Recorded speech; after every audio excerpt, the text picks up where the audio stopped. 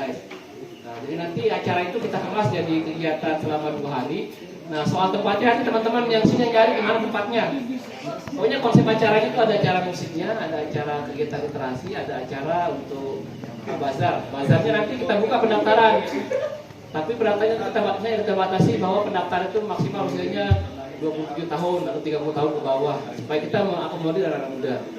Nah, terus nanti kemarin sudah teman-teman kemarin sudah kita sampai teknis bagaimana cara mencari dana. Nah, mencari dana sekarang kita harus sambil belajar ya, kita menjual ide kita supaya menarik minat orang. Sehingga ketika teman-teman punya usaha jualan, orang tertarik membeli bukan karena fungsi alat itu, tapi karena dia tertarik ikut kita teman-teman. Misalnya kayak festival Geopark Rinjani yang tahun lalu ya, itu kan teman sampaikan oleh Fatul tadi itu memang mikirnya berat dan serius-serius. Walaupun ada 1-2 lah teman dari kami itu yang suka ini, yang mendaki Rinjani ya. Saya pernah diajak sekali untuk mendaki. Tapi malam ini kita mau belajar, tidak seserius itu dan ngobrolnya santai Bang Said ya. Dan saya belum selesai membaca buku ini. Nah, 2013 saya merantau ke Jogja dengan wajah satria yang polos saat itu. Persoalan yang terjadi di Indonesia dan lebih-lebih juga kejadian yang di Lombok. Saya ngirim ke Lombok Pos misalnya terbit gitu.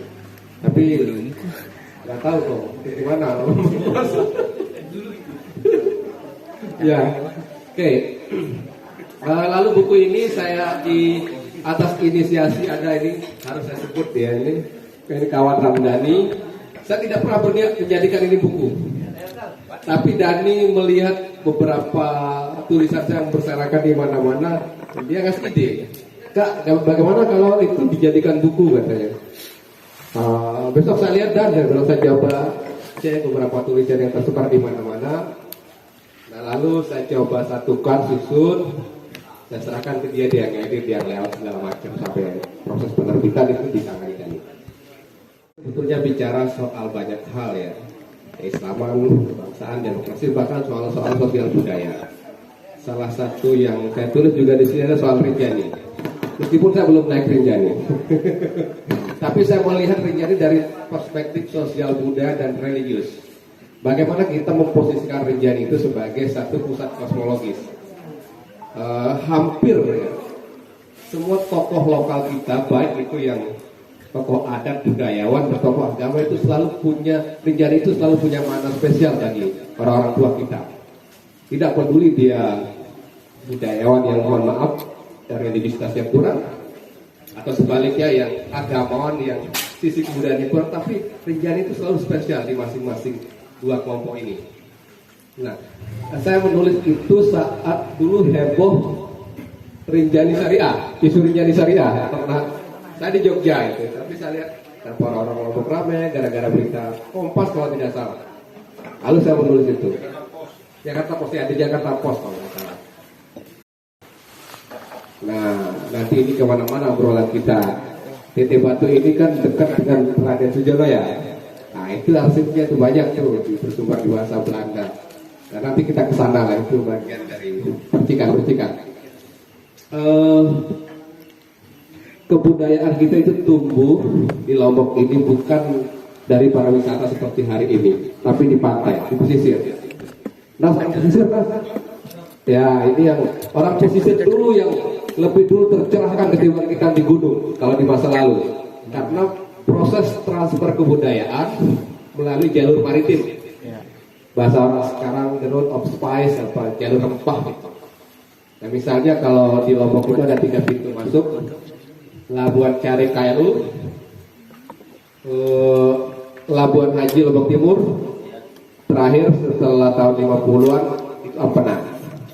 Nah, 3 pelabuhan ini yang membentuk interaksi persentuhan kita dengan orang dari Jawa, kalau arah timur dari Makassar, Sumbawa, dan kalau Ampenan itu belakangan di era tahun 50-an itu menjadi pintu gerbang naik haji. Makanya salah satu gelar panggilan Maulana Syekh kalau dari panggilan orang Mekah itu Al-Ampenani misalnya.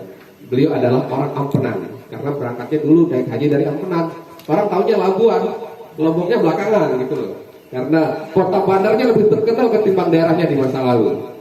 Malaka itu juga begitu. Jadi itu proses kebudayaan. Nah, kemudian setelah itu tahun 1800 kita kan dikuasai Bali. Kalau bilang penjajahan mungkin karena kita sudah nation state, sudah republik agak rasis apalah, katakanlah dikuasai, conquest gitu, ditaklukkan. Nah, mau tidak mau kita harus akui ada peninggalan-peninggalan kebudayaan Bali yang melekat dalam struktur sosial masyarakat Sasak. Itu mau tidak mau, meskipun sekarang kita sudah mulai melakukan pembedaan ya, cabut kita beda, motif apa. Itu kan belakangan kita konstruksi lagi. Tetapi mau tidak mau dalam waktu yang cukup panjang Bali di Lombok pengaruhnya ada. Nah, sebelum Bali kita dipengaruhi oleh kebudayaan Jawa. Makanya mohon maaf tadi saya sebut Raden Sujono yang menjadi nama rumah sakit Selok, kemudian dekat dengan Teteh Batu. Sepertinya beliau pernah tinggal di Teteh Batu di masa lalu. Mungkin masih ada keturunannya ya, Bapak Ayah ya, masih. Nah, koloni yang mendahului Bali sebetulnya koloni Jepara yang datang ke Lombok, karena Jepara saat itu menjadi satu kerajaan yang sangat piawai dalam bidang maritim. Kapal-kapal perang itu dulu diproduksi di Jepara, kapal layar perang. Nah, Ratu Kaliamat itu mengirim beberapa utusan ceritanya ke Lombok, dan jadilah orang-orang Jawa tinggal di sini. Selain itu juga orang Jawa di masa Orde Lama banyak berdiaspora menjadi pejabat. Golongan-golongan tingkat itu tersebar kemana-mana. Makanya ada kampung Jawa, kalau daerah selatan ada kampung Bugis, karena pengaruh perang Sulawesi kan pelaut kemana-mana jadi tinggal. Kalau di Ampenan ada kampung Arab. Nah, kita ini Lombok ya Sasak, tetapi secara populasi kita seolah-olah melting pot. Jadi campur baur segala suku ada di Lombok. Meskipun susu dominan itu Sasak, tetapi ya saya sendiri sebetulnya blasteran jadinya antara Sumbawa dan Sasak, karena orang tua saya sebagian terusan dari Sumbawa, sampai hari ini lidah saya lidah Sumbawa sebetulnya. Paham bahasa Sasak begitu. Jadi saya double identitas saya. Bahasa antropologinya itu hibrid saya, tidak jelas. Oke, itu Ruli ini. Kemudian Senda kecil itu dulu dari Bali sampai NTT. Kita satu pemerintahan dulu. Sebelum dipecah menjadi Provinsi Bali, kemudian Nusa Tenggara Barat, Lombok Sumbawa, dan NTT yang Flores dan seterusnya sampai Rote.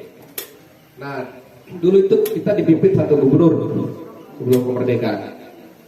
Bahkan setelah kemerdekaan itu orang Bali, Igedut Uje. Jadi sejarah bangsa kita adalah sejarah Senda kecil yang terdiri dari dominasi agama tertentu. Kalau di wilayah barat Hindu, Bali mungkin 80% lah ya.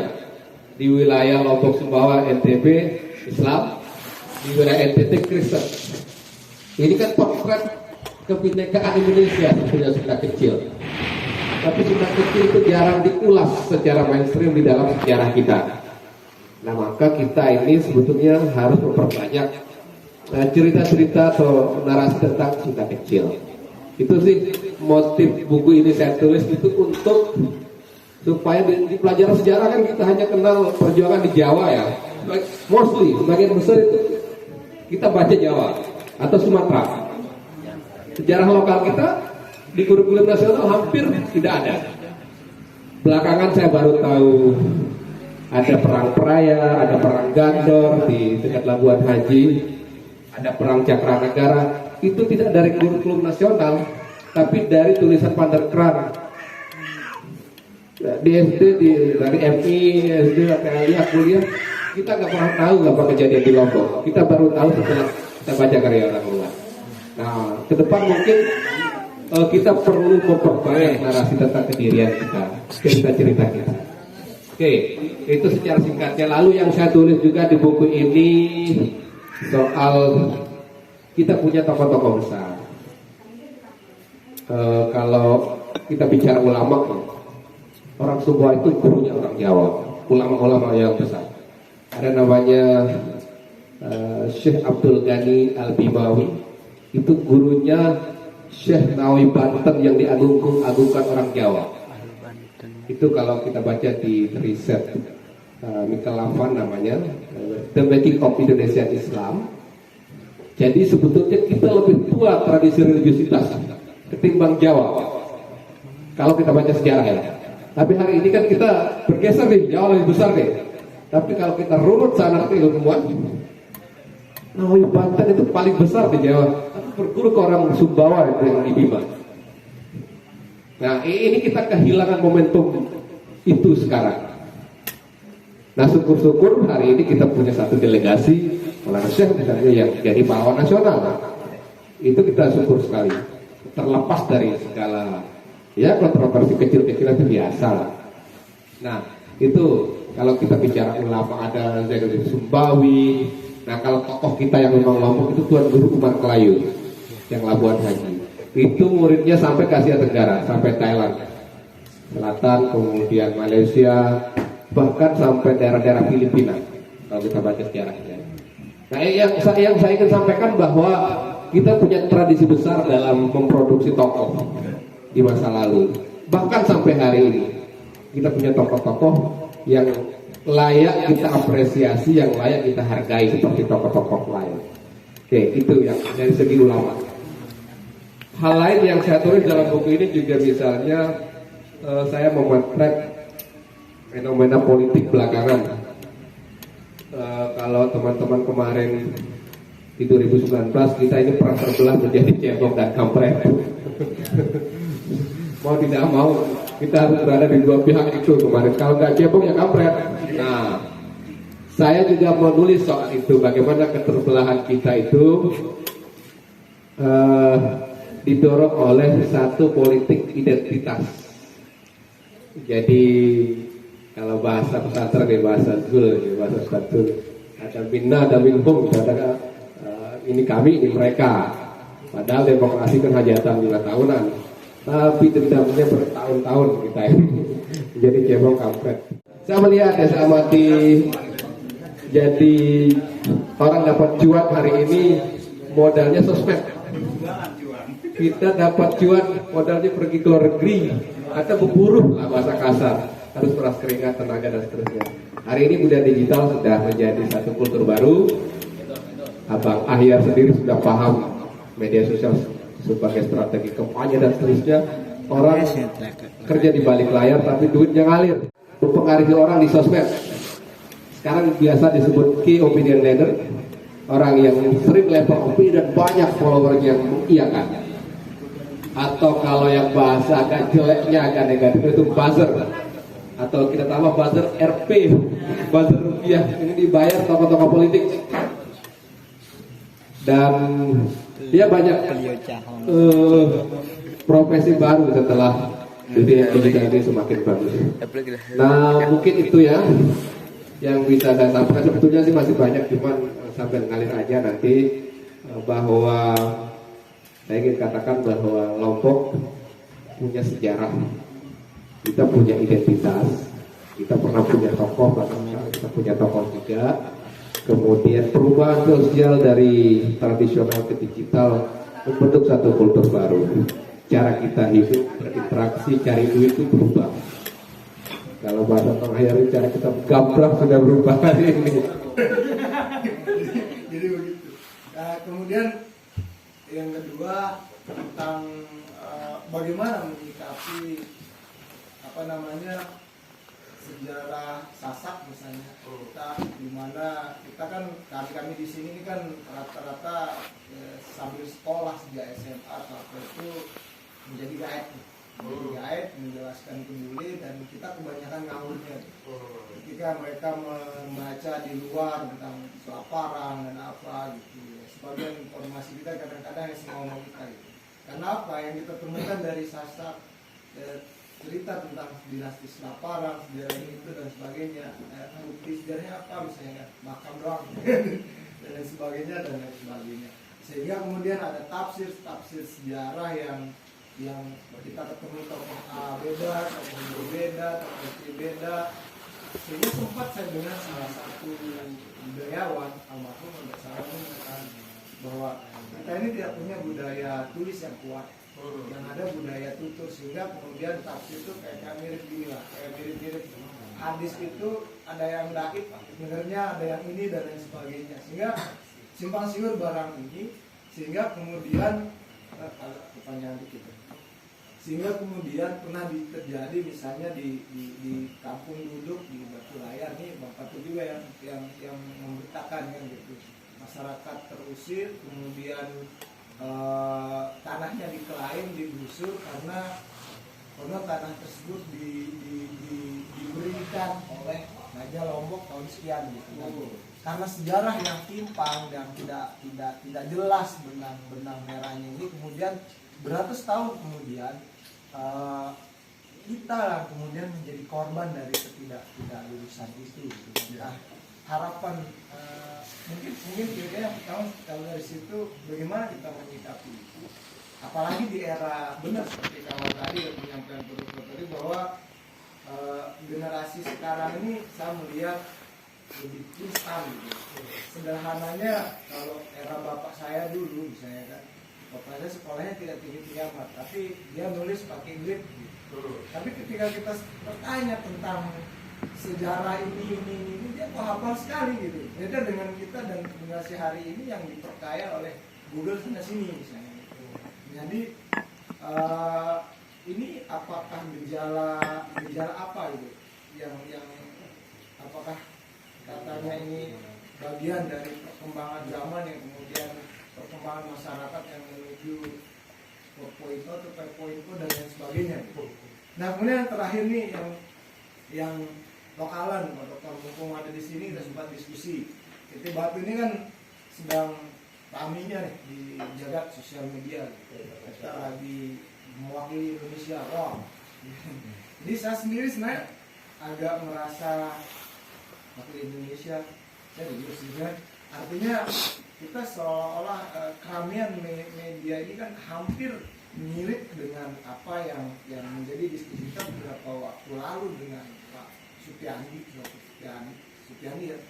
Jadi dia di TPIC Bank Indonesia yang melihat dari data Bank Indonesia itu bahwa pariwisata itu sebenarnya tidak masuk dalam sektor utama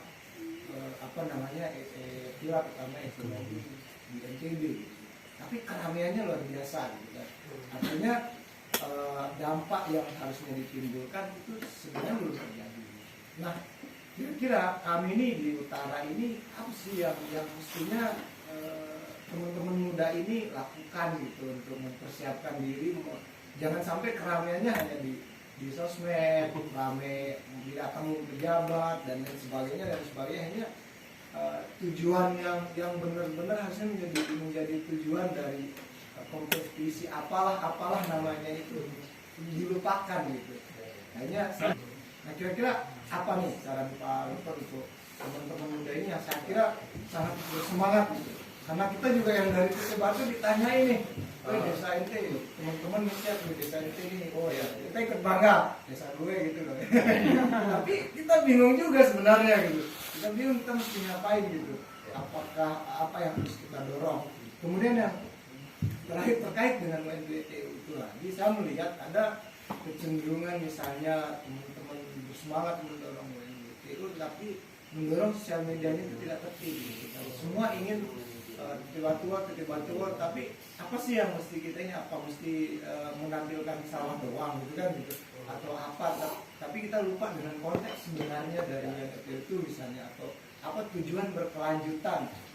Ini momentum untuk menjadi titik balik bagi saya sendiri, pemikiran saya begitu. Ini momentum untuk menjadi titik balik bagi Titik Batu tapi what should we do gitu. Apa yang harus kami lakukan kira-kira nih, mungkin ada saran dari Bang Ahyar, dari Pak Dokter, jadi supaya kita kayak orang yang begawe gitu kan, tapi bingung gawe ini sebenarnya kita ngapain nih begawe ini gitu kan, keramaiannya luar biasa gitu kan, sampai katanya menteri mau datang, ini mau datang ini, tapi di sini gimana gitu kan, seperti itu ke depan. Kira-kira seperti itu Pak Dokter. Dan sebenarnya sih banyak kegelisahan yang lain dan Bisa sambil ngopi nanti. ya nanti kita lanjutin gitu. Alhamdulillah diskusi ini bisa menjadi ruang curhat.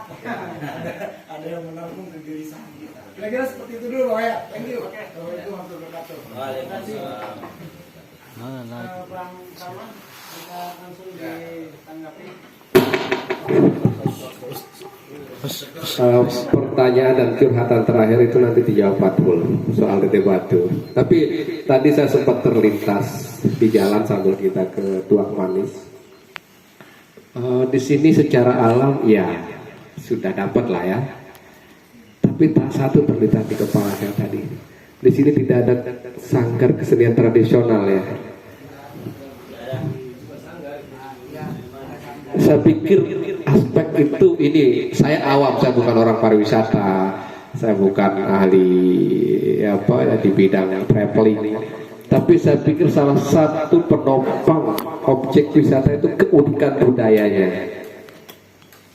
Di timur kita kan memang tidak terlalu kuat budaya, ya, beda dengan di tengah ya.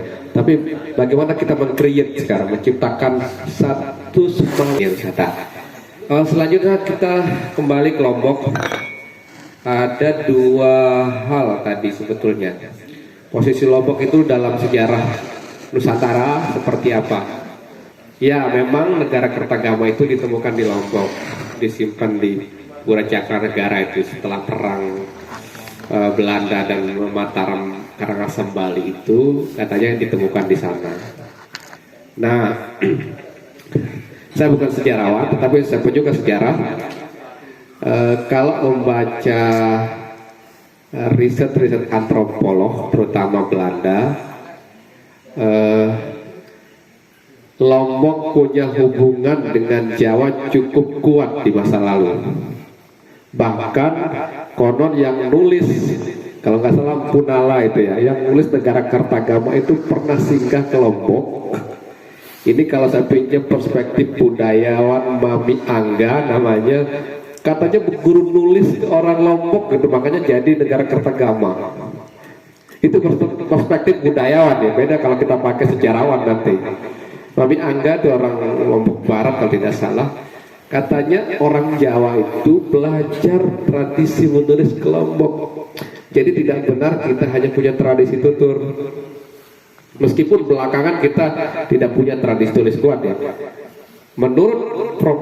Jamaluddin, sejarawan UIN Mataram, beliau banyak mendigitalisasi manuskrip tulisan orang Sasak.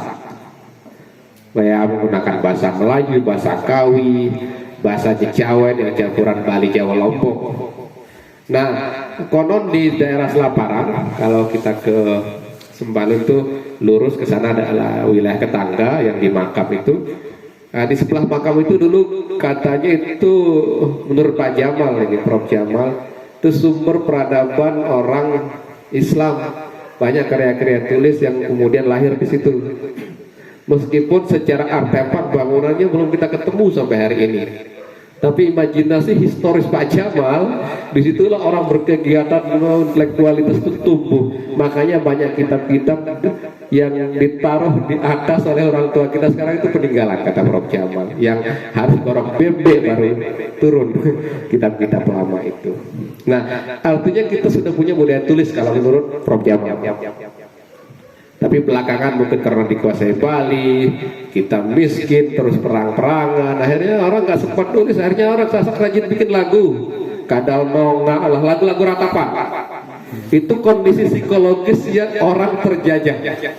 Cek lagu Sasak ini, Nas dari Lombok Tengah. Lagu Sasak itu ya gugur mayang, itu semua bercerita tentang penderitaan. Nah, itu efek psikologis orang dalam kondisi terjajah, lagu-lagu itu lahir. Orang dalam kondisi kemiskinan. Jadi kita memang bisa menafsir lagu itu dari proses sejarah yang terjadi. Nah itu. Kemudian soal apa tadi, soal ya masih nyambung soal Lombok. Selain negara Kertagama ada lagi kitab yang lebih tua, ceritanya Kota Ragama, dan itu lebih tua dari negara Kertagama. Menurut budaya dan budaya yang petik fanatik, kita lebih tua dari Jawa. Entah itu bagaimana mereka membuktikan, tapi kalau kita lawan itu kita dianggap kurang ajar. Tapi saya tidak peduli mana bukti sejarahnya. Kita harus bicara sejarah. Bahkan ada satu sosok, kita lebih dulu Islam ketimbang Jawa, katanya. Ada Sahadat Sasak. Saya bilang oh tidak, kita harus bicara sejarah. Islam itu ke Malaka, Aceh, kemudian ke Jawa, ke Lombok.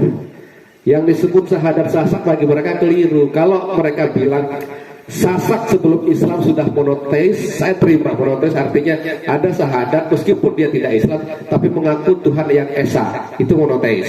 Itu saya terima. Tapi kalau mereka mengatakan kita lebih dulu Islam dari Jawa, tidak. Islam itu agama formal.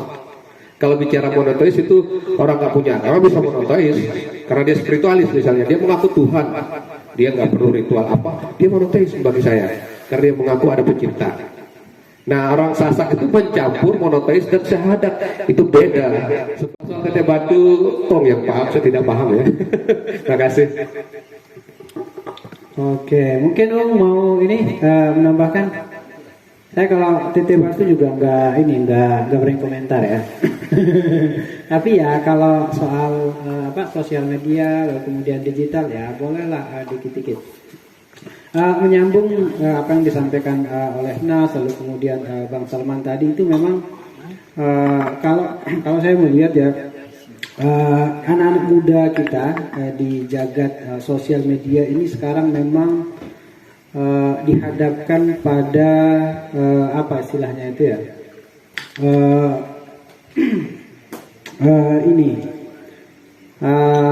semacam hal-hal yang kurang baik satu sisi ya, tetapi walaupun ada sisi positifnya lah yang lebih bisa kita manfaatin. Misalkan kalau kita baca hasil risetnya Rusyuk soal perilaku orang Indonesia, misalkan katanya itu orang Indonesia itu termasuk orang yang paling tidak sopan di sosial media. Benar.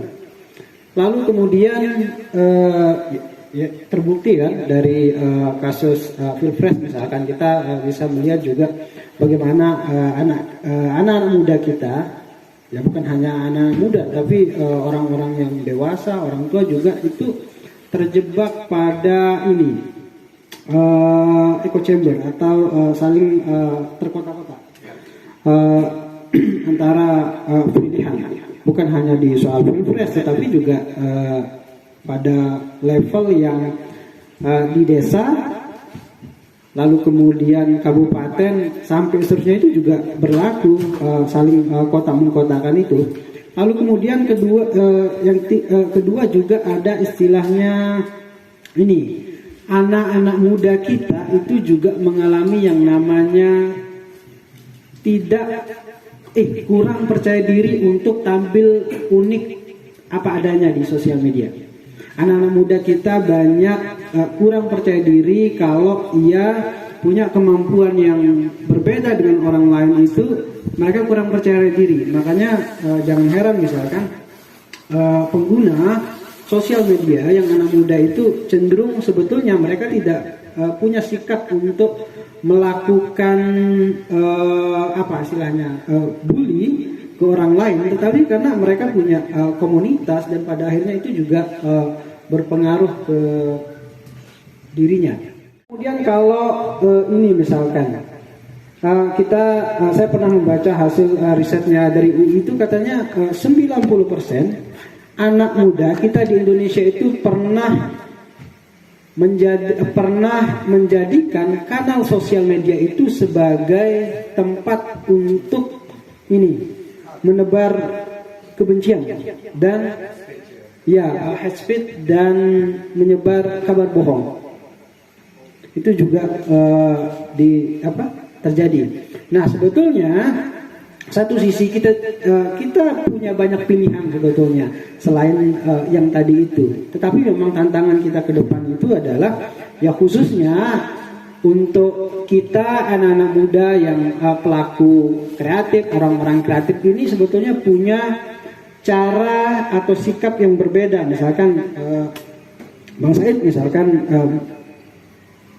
di bukunya ini juga menyebut misalkan bagaimana soal nasionalisme gitu ya. Menyambung juga apa yang disampaikan oleh Bang Salman tadi itu memang anak-anak muda sekarang itu cara mereka memaknai misalkan soal kecintaan mereka terhadap tanah air itu tidak bisa lagi kita samakan dengan cara pandang generasi-generasi usia mereka, senior-seniornya itu enggak. Anak-anak muda sekarang, orang-orang kreatif itu bisa saja dengan melakukan kegiatan-kegiatan traveling. Bisa juga mereka melakukan kegiatan-kegiatan bakti sosial sambil mereka piknik mendaki gunung.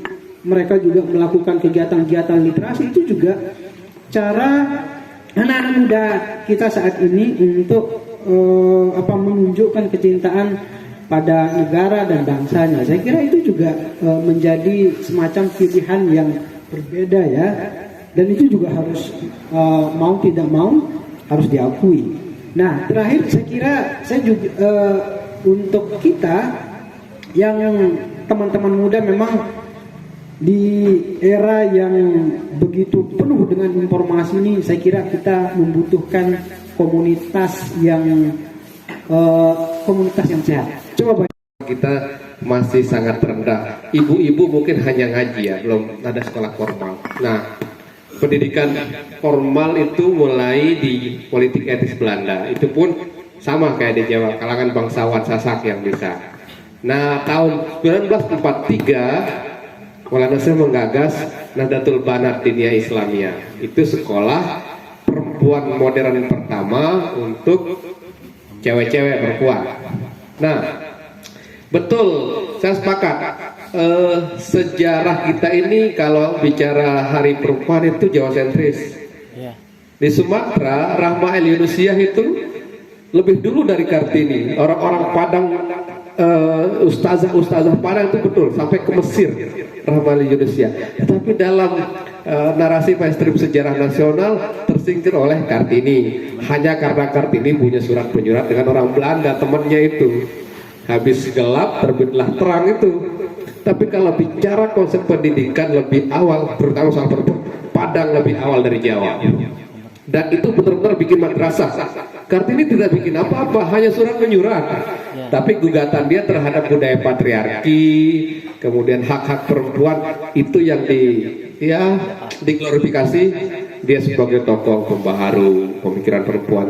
Tapi Rahma El Yunusiah itu disingkirkan oleh sejarah. Ya memang sejarah itu kan ditulis oleh pemenang. Jadi kita ini orang-orang kalah. Jadi harus menang suatu saat. Kira-kira gitu. Terima kasih. Oke, menarik. Ada lagi? Zul? Silakan. Zul, bentar. Belakangan ya.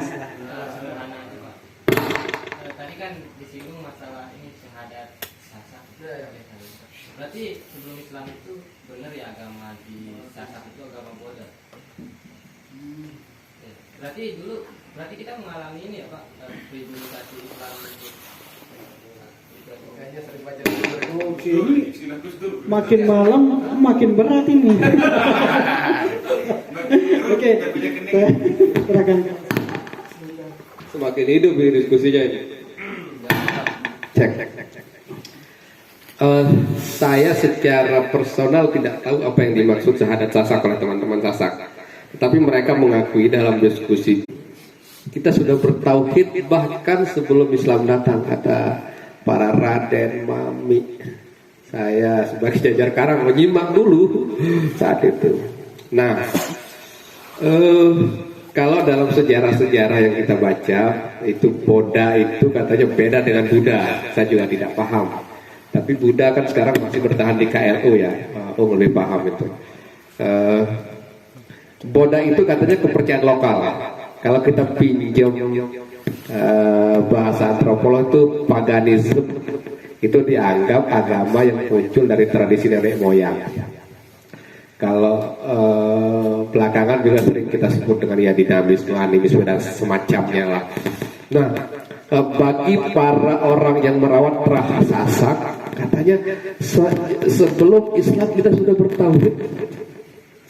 Ada sahadat Sasak, saya tidak tahu versi mereka apa, yang mengatakan bahwa mereka itu sudah Islam sejak Islam belum tiba di Lombok. Nah, itu kan problematis argumen itu. Pertama, kalau kita bicara Islam dalam agama formal yang dibawa Nabi Muhammad, maka kita harus bicara rentetan sejarah.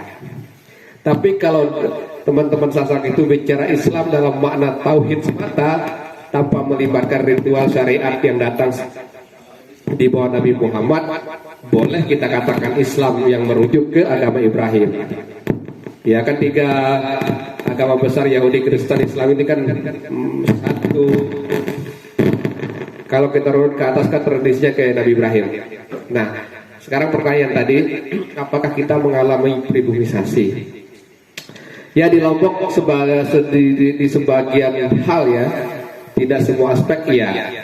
Misalnya di daerah Zul saja itu, jadi dia cerita masih banyak orang bawa nasi apa ke kuburan lalu zikir. Bagi mainstream wacana Islam di Timur Tengah nggak boleh. Atau kalau lebih ekstrimnya lagi, dulu orang mungkin nggak tahu, masih nggak orang tua kita membawa makanan sudah ditaruh di atas kubur, katanya itu ngasih makan arwah nenek moyang. Dan itu masih terjadi di sebagian desa. Saya pikir itu bentuk akulturasi atau boleh dikatakan pribumisasi, bahwa Islam datang ke Sasak kemudian kerjasama lah dengan budaya, tidak menafikan budaya, tapi Islam masuk mewarnai nilai-nilainya dan budaya itu sebagai bungkusnya. Banyak sekali hal-hal yang sebetulnya tidak ada dalam tradisi Islam, tapi kita isi dengan nilai Islam di Lombok. Dan oleh saudara-saudara kita yang lain belakangan itu dituduh misalkan ya bid'ah, syirik dan seterusnya. Nah, inilah proses perubahan suasana politik di Timur Tengah berpengaruh ke Indonesia. Karena mau tidak mau kita harus akui pusat keislaman itu di Timur Tengah. Jadi orang akan merefer ke sana lalu mengukur keislaman kita di Indonesia. Ya kira-kira begitu. Kalau mengalami pribumisasi ya, dalam beberapa hal kita mengalami pribumisasi Islam. Terima kasih. Zul, lanjut. Ya, kita punya sejarah yang bagus, pernah, tetapi Maulana Syekh kan pulang dalam situasi sedang terpuruk. Kekuasaan lokal Mataram Hindu itu sudah kolaps oleh Belanda, oleh Batavia, oleh kolonial. Terus kepemimpinan lokal itu kosong, jadi masyarakat semacam tidak punya patron. Dan Belanda menerapkan pajak yang tinggi, mempersulit kaum pribumi dan seterusnya. Nah, Maulana saya pulang ke situasi itu, makanya Maulana saya melihat kita sedang terbelakang. Tahun 1930-an itu masih terbelakang kita karena efek pendudukan Bali, kemudian ditambah lagi Belanda setelah perang Cakranegara pada tahun 1894. Jadi memang Maulana saya hidup dalam satu milieu, satu kondisi sosial yang masyarakat sedang mundur-mundurnya di bawah tirani Bali, kemudian bertransfer ke kolonial. Jadi double penekanan penjajahan kita lah dalam tanda petik ya. Nah, makanya kalau dengar lirik lagu Maulana Syekh itu seperti sedang membangunkan orang Sasak yang sedang mundur, tertidur dan tidak maju-maju. Ya patah Sasak lah, pacu ngaji lah, terus Dede Bedem segala macam. Pokoknya orang Indonesia melihat kita sedang dalam situasi sangat terpuruk karena pengaruh dua hal tadi, ya, Belanda, Bali, kemudian pendidikan juga belum merata. Nah, setting sosial Maulana saya bicara itu adalah peralihan dari keterpurukan kita di bawah Belanda menuju Republik, menuju Indonesia. Jadi makanya kenapa Maulana saya besar, cepat terkenal dibanding misalkan Tuan Guru Umar Kelayu, meskipun secara keilmuan Tuan Guru Umar Kelayu lebih senior, lebih banyak muridnya di kawasan Asia Tenggara, tapi dalam mewarnai proses Republik itu Umar Kelayu tidak mendapat momentum itu. Nah, Maulana saya mendapat momentum yang tepat. Makanya gaul Maulana saya lebih lebih luas lah dalam konteks kita bicara negara bangsa. Itu bedanya. Ulama-ulama sebelum Maulana saya kan dia melakukan perlawanan juga, tapi kan kemerdekaan masih jauh, sehingga mereka itu tidak dikenang seperti Maulana Syekh yang hidup di pra kemerdekaan, kemudian melanjutkan perjuangannya melalui pendidikan di era-era kemerdekaan.